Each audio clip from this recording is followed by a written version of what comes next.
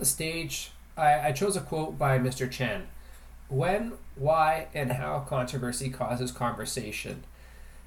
And generally speaking, talking about anything not being talked about is a good thing by any community. The other thing I learned out of this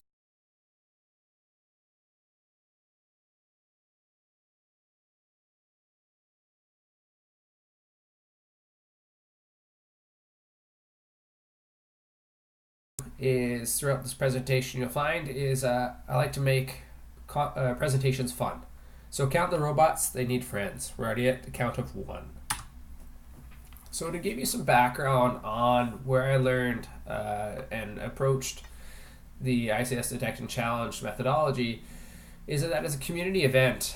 So originally in S418, which late 2017, I was approached by Eric Byers and Dale Peterson to use the traffic from an oil and gas customer and anonymize it, and then construct a series of attacks inside of it. And then again in S419 to use PCAPs from a very, very large mining customer using what I would say was a previously non-existent methodology, either in terms of the mass scale of anonymization of traffic. So this isn't just looking at IP addresses and ports and MACs, this is far greater than that. But also the tools for performing mass packet capture alterations that certainly weren't available.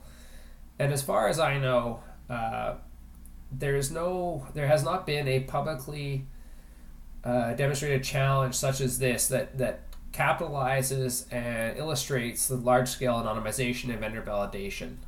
There's been a few from academia, of course, with open data sets that are very, very small, but nothing using real data sets from live asset owners.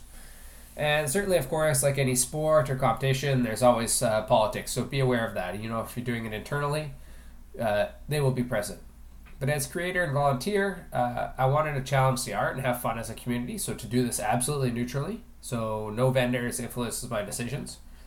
To render fair discussions and responsible utilization of sensitive info, so similar to an ISEC. To share across industry-specific technological idiosyncrasies. Assist vendors to improve their product and client value, and I think that's a key aspect here in either my current role or just throughout my entire lifetime. To challenge vendor claims for validity and potential improvement. So that could be, non-destructive testing, but also, as we know, in some industries, marketing claims certainly are larger than the reality that a product could perform at. And to provide a moving benchmark or a live-fire approach for OT cybersecurity that makes sense in a risk-adverse world. So how does this relate to red teaming, and why and how? So what I'd like to say is that this shares similarities to many of the same thought processes that red teaming would require. So, your typical attack frameworks regarding, beginning from reconnaissance to understanding of assets, examining potential threat services and potential vectors for exploitation. Could be, finding useful information such as sniffing passwords, using known and unknown attack tools and expertise, and the goals are largely the same too. Can I compromise an asset within the data set, which would be similar to compromising a real-world asset? Now, obviously, there's a bit of trickery there, but the goal is still the same, to make it look like there's a valid exploit, and from that exploit, do something reasonable that an attacker would do. So red teaming, it kind of provides a snapshot in time of security posture. Challenges do that as well, and they can demonstrate weaknesses and strengths of tools, also from a personnel perspective too. But the idea is to reduce, minimize, and eliminate risk where possible, and red teaming does that too. You don't attack a live critical system per se, you should not, or at least you should do it under certain kinds of supervision. Well, this kind of removes all of that. But the real idea about this approach is that some asset owners and clients may consider red teaming events too risky in the OT realm, especially the lower you go towards the plant floor kind of thing. So conversely, I'd like to say tabletop exercises, while are valuable, they're not adequate enough because they don't have enough real-world data to show something. And again, red teaming also too is difficult to execute as a public event, with the exception of, let's say, capture the flags, And so there has to be a middle ground to be found, and I call this safe red teaming. So kind of in 6 easy steps, how does this work? And it works like a painting. You want to frame the attack either with a blank canvas. You want to anonymize the data with a prepped canvas. So once you have it, you paint all your white, or you add some texture to your raw material. You compose the attack using the frame or the outline. So you outline the attack or the scenario. You implement the attack, so you build out your details and you fill in the large areas. You execute the exercise or challenge, which is more or less finishing it. And the final step would be to judge, score, and present, which in other words, display, just like you would in an art gallery. So to start by framing it, you want to survey the environment at a high level using the data, just like you would looking at assets if you had them available, doing reconnaissance. You want to research the domain and the business site itself, so generate context. So again, you do that in red teaming. You determine the high value target. So if it's pulp and paper, where are the boilers? Where are the dryers? Versus electrical generation, where are the substations? So you look at those aspects. And what are the end games that an attacker might have? And what kinds of noise would be present in those samples, right? So port scanning on the internet side of things is definitely going to be common. So you want to make sure that, something could look real in your data set if it's not there, and to confuse the audience a little bit. You want to deep dive into and evaluate the level of anonymization required. So you really want to estimate the sensitivity of the data you're looking at. Whether that's clear text passwords, company names, subsidiary names, documents being sent to the print spooler, whatever it is. And what I like to call that is deep anonymizing, and you try to imagine what that would look like or appear to be in the data set that you're eventually going to use for this challenge. Now, if it's all internal inside the same organization, you might not need to do this. But if it's across organizations or across business units, you may. You want to construct a compelling and realistic scenario. So I think of it like a playwright or Shakespeare. You're really building the scene you want to deal with. So you want to base that on the data. And in many cases, my challenges use a fictitious company that doesn't exist to protect the real asset owners. And I want to describe the high-level attack in one sentence. So effectively, that becomes your attack vector theme. And ultimately, what are your objectives of the challenge, considering steps 1 to 5? And optional, of course, consider judging, event direction. So venue directors provided input and wishes. So consider the politics, of course. So framing by example. So let's say our asset owner is a shipping company, and I stole some pictures out of the Port of Montreal. So if we summarize company information, we do some market research, and we look at their risks, the research, stakeholder reports. The year-end stuff is great for this. So it tells you the initiatives that the C-suite wants to capitalize on. And you look at what kind of data did I receive. So if I'm given a whole bunch of PCAPs from all over, or just from the IT side of things, that's really going to limit the amount of attack or the type of attack that I'll deal with. Do I have inventories of the assets? What kind of assets? Can I make it look like, the fake company? Can I do those kind of things? Or what kind of attacks would be potentially present both in IT and OT? Can I describe an attack that would be realistic and reasonable for the purposes of this challenge? So let's say a malicious party enters ABC site through common attack vectors in the business network. It laterally moves towards XYZ critical system as the target for a ransomware to disable operations. Now, the reason why I chose that example is that this has happened to various port authorities and shipping companies. And so this would be something that people could relate to as what I like to call a plausible or probable cyber realistic event. So if I use the example for S4 X19, we have Quebec Core, which is a resource company specializing in copper. It's located in Quebec, and they perform a bunch of operations. Now, the real data uses about 400 gigabytes of traffic, 200 million packets. It had about 5 different zones or so. And there's lots of sensitive flags that were immediately present. So, for example, names of sites, name of users. It could be acquisitions. It could be all sorts of things. And asset lists were provided by to me by the PCAP creator. So if I consider the attack framing, we had limited time for competitors. It was a fresh environment for many contestants, so they had not dealt with mining before, or at least particularly in North America. There's a lot of data and lots of noise, but I wanted the attack to look like a nation-state style attack, so it's going to be more than people just using your commodity off-the-shelf material to attack the network. And definitely I wanted to consider lateral movement, especially to challenge the participants in the challenge to really understand what I was doing and could their tools follow it. And the end game was to shut down the power station's operations. And so we kind of did a few cute little tricks around that. So once we framed it, we really got to examine the data. So you need to build a comprehensive model of understanding the scenario that you want to build. And you do this through a series of iterations. You want to break the data set into consumable amounts, and that's human consumable potentially, but also computationally wise. And you'll know why when you start looking at large amounts of data. You want to consider it like pit mining. You start wide and you go around and around until you have sufficient depletion or understanding of the network or all the tools that you have. You want to ingest all the samples into a series of tools or systems to perform what you would call network cartography. So you'd really map out things that you're looking for. Two of the best tools I could think of in this case would be, and if you have a tool that has these features, to leverage what we call springboarding and taint analysis. So you can see once from one asset talks to another after certain periods of time and see new behaviors. I like to build out maps with a whiteboard or print them out, and that's usually what I did.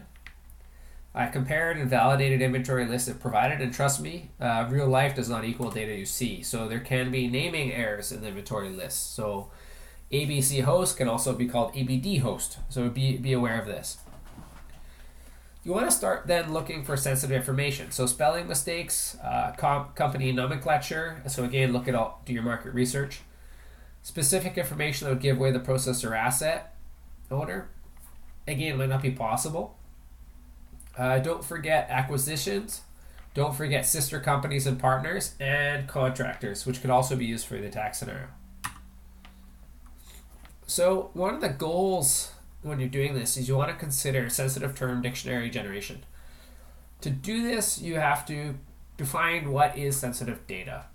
So can this be used easily to determine the source of captures, e.g. the company name? So it could be time zones, specific hardware, device compositions, or really specific information to the company itself. So XYZ facility. So I would like to say these two examples, right? So if we use Van Term, so it could be Vancouver Chevron Terminal, etc., which I believe is now owned by Parkland. You also have Firebag, which is in Alberta, which is a major source of oil and gas or production. And then you also have other things. So you have Wikipedia, you have tools like Crunchbase that spit out a bunch of information about a company. You can look at usernames, Windows domain information, tags at the protocol layer inside of control systems, leaked password hashes, are they encoded, clear text, whatever. IP addresses, actually, it's probably one of the ones you care the least about because it's the most obvious. You just do a map and you see them. Protocol, device presence. Don't forget your syslog data. There can be passwords in there too. And physical world addresses, such as those in TLS certs and hellos. But in most cases, the data you want to anonymize comes in string format. But be careful here, because I'm going to say strings really. I'll throw a bit of accent there, because what is a string? And typically, if you're a programmer, you're going to think, or a technical kind of person, you're going to think in CS type strings, which is like, it's 1 byte per character, but sometimes they're 1+ bytes. But they might not be followed by a null byte, which is a /0, for example. So they might be ASCII or UTF-8 or UTF-16, so UTF-16 being a 2 byte wide string, or are they merely human readable, such as beef, which is a bit of a joke among programmers. When we look at strings and we think, oh, how finding printable ASCII should be easy, and this is assuming it's printable ASCII to begin with. But you make assumptions on that, and that way you need to know what your context is, and you need to effectively deliver what in machine learning or AI would call corpuses or dictionaries.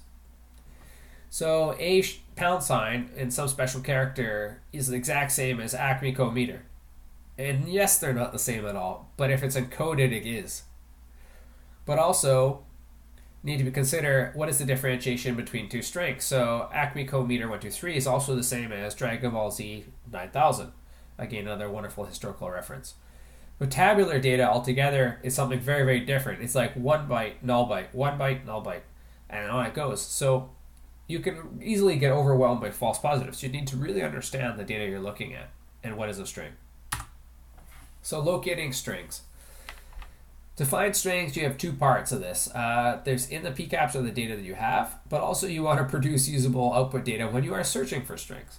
So for us, it's really about you want to find a format that's really easy to use, whether it's a CSV with configurable demulators.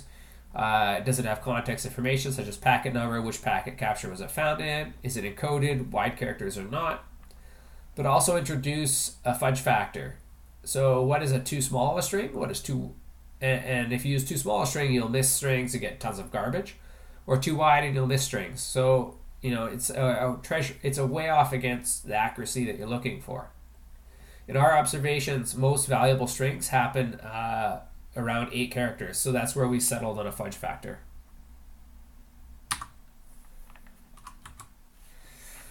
Once you find all your raw strings, you want to transform them. And to do that, you have to do several things. You need to knock down the data to application consumable amounts. You can perform some spreadsheet magic to work through several challenges, so either dealing with your duplicates, near duplicates, garbage, so binary symbols, for example. You want to have a good grasp of that data. So from that, either you already know the nomenclature of the organization or you improve what you have.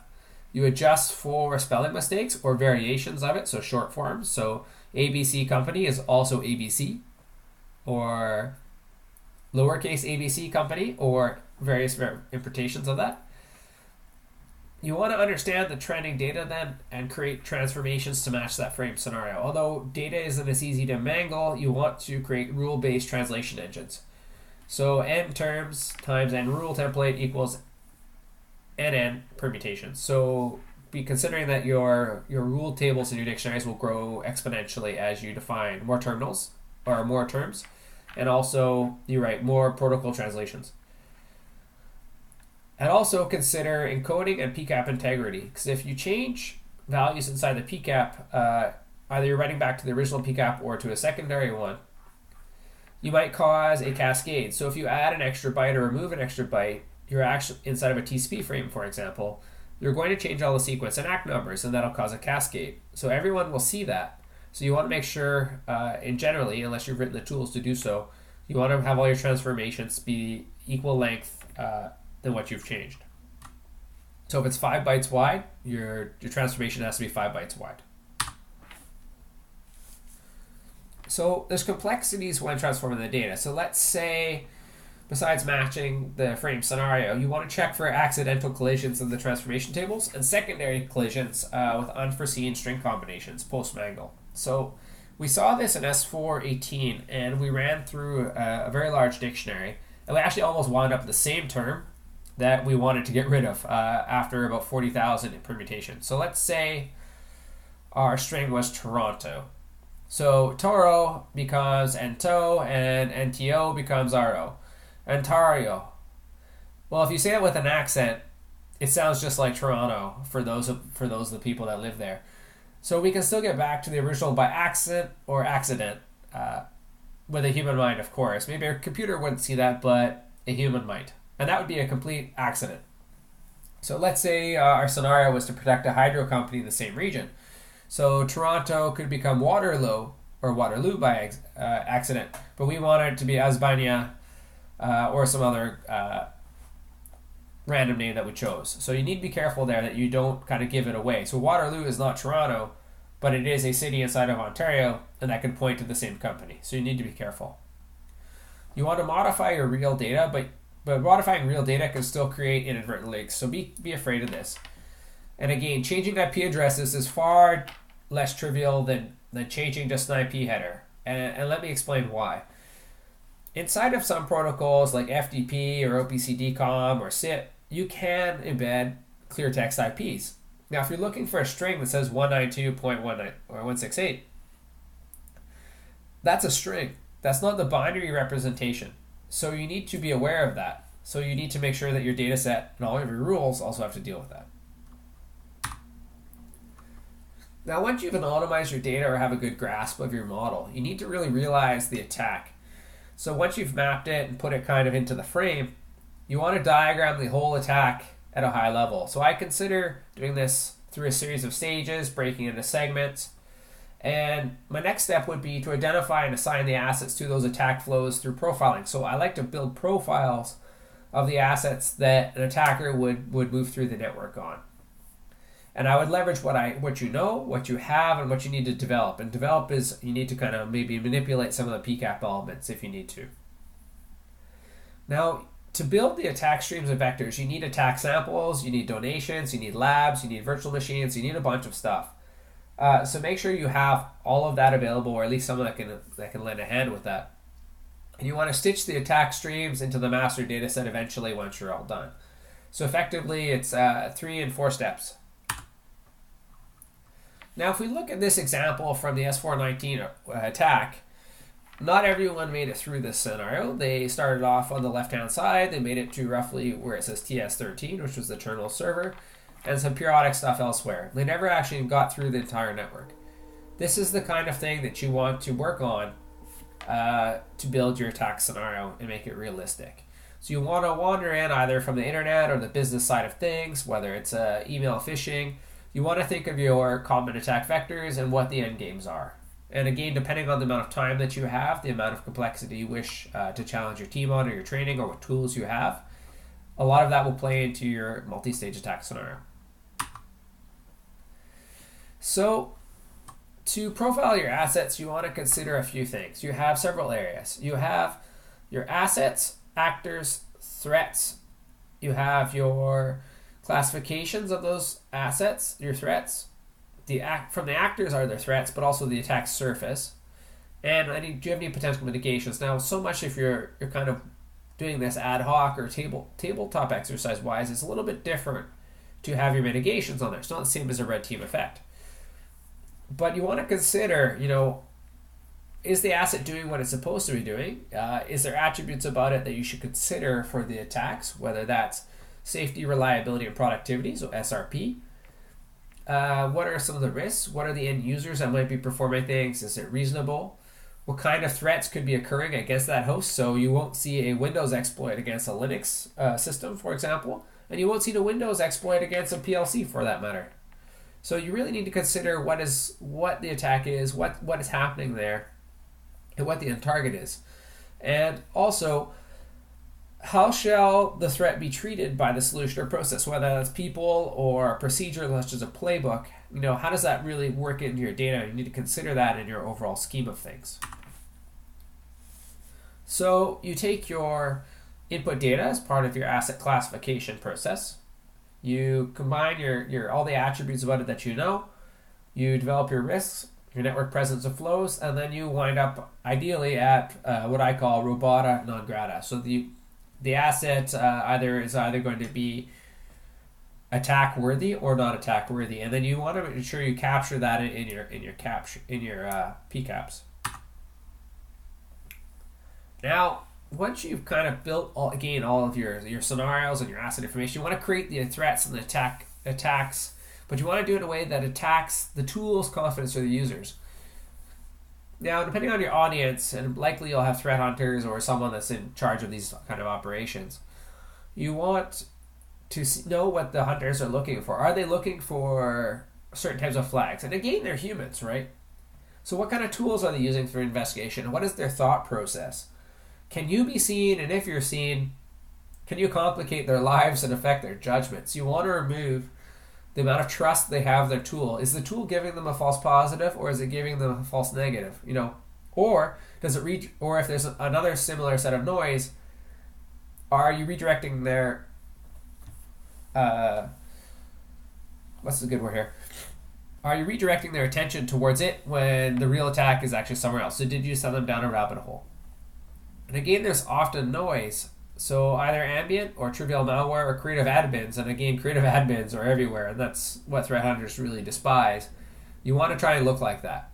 Now, if you assume specific algorithms, heuristics, and tools are their potential weaknesses. So in many tools, right, they're looking for signatures. Well, if you modify signatures, tools won't see them. So will they see it? Particularly if they rely solely on tools judgment. Stream analysis is very difficult, so it can be very expensive time-wise, especially if you're doing it real time. Are there deviations in protocols, edge cases, character language issues? So if my users are, an English organization, but they have operations inside of Quebec, an English team might not see any stuff going by that's written in French, for example. So you need to consider non-cyber related attacks too. And are there bugs too that look like a false positive? You want to if you overlay traffic and fuzz timestamps to generate variance, so you want to kind of do it this way. You have real traffic, what might look sort of real, looks like it might be real, abnormal, and really bad. So you want to play with those values to get the ultimate attack vector, and then a real attacker is going to do that too. Now, also consider your challenge limitations in terms of creating your threats. Either, in reality, you're going to look at it this way. Either an attack is seen early on, either by flags or an alert that you've generated, or some sort of containment event, or after the fact. So the process goes AWOL and you have an emergency shutdown after loss of visibility. So you're going to manage it there. One or the two. What are the supporting information provided and what needs to be accessible? What is the amount of time to leverage for the tool, the team? What do you need to triage, present the incident response and detection? What are the attacker skill levels? So if you're considering just a regular, what we call a script kiddie or a novice person that just leverages tools, versus someone that's well thought out, really has a purpose in mind, whether that's either nation state or another sort of entity that has similar mandates. Are they truly, let's say, evil, or is it just someone who's going lucky by pressing go on some software? So behaviors that are also specifically bad, but the result of a privileged station specific to ICS and DCS, can also be things to consider as threats, but also tools for you as an attacker to exploit in terms of false confidence. So that could be ARP redundancies, so it looks like spoofing. It's not. You'll see this in DCSs, particularly Honeywell, for example. You have Modbus writes, and if you're doing a Modbus write, do you see drifting set points? Do you see emergency stops of data? And that could all be real stuff, just that you need to confuse people or look for it. Again, it isn't the sign or the heuristic of a real ICS event. Then you want to do PCAP stitching. And once you have all your attacks built, you have all of your anonymous data, you want to stitch everything together. So rule number 1, keep PCAPs in a way that makes sense and easy for you to modify. So keep the size manageable. You want to consider your bit rates and timing between attacks or packets for replay or modification. So if you have, let's say, 10 gigabyte per second of data and you want to replay it at 1 gigabit per second, you're going to get something that runs 10 times as long, of course, right? Or vice versa. So if you have something that's 100 megabit and you want to run at 1 gigabit, it's going to be a tenth of the speed. You want something to be, you don't want it to be butt to butt, so that's end to end in carpentry speak. So you want to cut, insert, and stitch so a bit differently so it's not obvious. So what you need to do is you need to normalize and weave the traffic. So you add jitter to hide the insertion. You alter the bit rates so you make it almost linear. And you confuse heuristics and flags looking for outliers in the packet stream, such as bursty traffic or new streams. And again, timestamps can be tricky at 22 million packets a second, especially at 650 megabit. So you'll get overflows. So always consider normalizing to hide the stitch that you're putting into the PCAP. Now again, to circle back, you need to protect the integrity of the PCAP. So all encoded data needs to be properly re-encoded. Again, it's not all base 64. You have checksums that need to match and be recalculated, whether that's the TCP checksums or the FCS, which you may or may not see, depending on how the packets were captured and on what mechanism. And you also need to consider that tools such as Wireshark break easily under load. So when you want to have those type of exploits that break T-Shark or Wireshark, you leave them to last. And again, I had a little joke there from one of the teams. How many exploits can you hide in PCAP when you're crashing all their tools? So once you have the attack, you want to validate it, you want to have the results, you want to present it. Now there's two ways to say something, good and terrible. I'll make a little joke at myself. Don't have bonus criteria to hide NDAs and client misgivings. So if there's kind of gifts in that data that either I found or other people did not find, you don't want to have any concept of bonus criteria. It was done for a reason and there's valid reasons for it, but try to avoid the politics of that. You also want to make sure that you'll get flack forever, and be aware of this. If you don't have a thick skin, don't do something like this. Also consider that everything has to be brutally objective, despite there's many ways to build a robot. So what that means is every tool has its strengths and flavor that is inherited to the organization that built it, whether that's a startup or their sponsors or kind of their origins. They're all great tools and probably in their own right, especially products and services companies. But there's not one to rule them all. So you need to also consider something in trying to build any mechanisms for scoring that are concrete across the board. So again, that's a bit tricky because that doesn't really reflect who's a winner and who's a not. And that's why I call this a challenge, not a competition. Also consider, again, political aspects. So X vendor might not really want to participate, or X person might not want their department to participate. But the idea is this is a chance for fair and open communication about observations and lessons learned. So you want to do it in a way that is good for the community or good for the organization or good for the business units to develop trust, to improve, and to grow. And that's why tabletops are great. They show you your gaps. So does red teaming from a physical perspective and real time. But also this technique can also do the same. And probably in a bit of a more fun but less risky way to do so. So to expand upon tabletops, I'd like to do it with believable and tangible scenarios when red team risk is an obstacle. So either that begins with framing the attack, so that could be building your NDAs, building a scenario. You want to anonymize and transform your data, step 2. You want to create and inject attacks as step 3, and 4. You want to execute, judge, report, and present the results of your competition.